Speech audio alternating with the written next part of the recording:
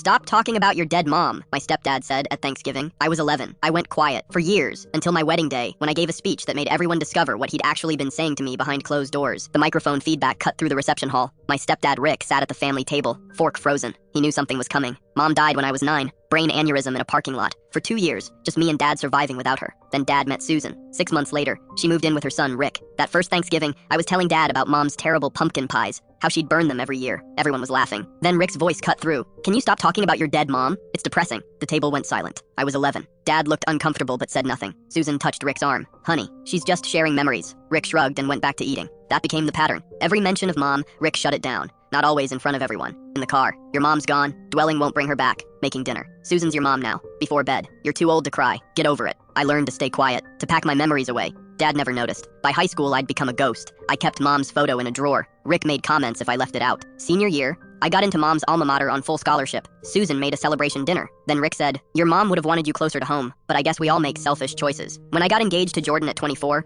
planning became a minefield. I wanted Mom's favorite song for the mother-daughter dance. Rick heard me mention it. You can't dance with a ghost. Susan will dance with you. Don't make this weird. So I said yes to everything. Susan's song. Susan's dress opinions. 13 years of saying yes. But something snapped during rehearsal dinner. Jordan pulled me aside. You okay? I told him everything. Every comment. Every time Rick made loving my mom feel wrong. It's your wedding. Say what you need to say. So, at the reception, I stood up with that microphone. I want to thank everyone for being here. Especially my dad. I paused. And Susan, who stepped into an impossible role. Rick relaxed. But there's someone missing. My mom, Sarah. I projected a photo on the screen. Mom and me at age 8, covered in flour, laughing. When I was 11 at Thanksgiving, I was told to stop talking about my dead mom because it was depressing. For 13 years, I listened. I packed her away. I stopped saying her name. I hid her photos. Dad's face went white. But today, I'm going to talk about her. Mom taught me how to bake, how to laugh, how to love. And even though she can't be here, she shaped who I am. I looked at Rick. To anyone who thinks grief has an expiration date, you're wrong. Everyone needs to know what I lived with. Rick didn't just say that once. For 13 years, he told me to get over it. That I was too old to cry, when no one else was listening.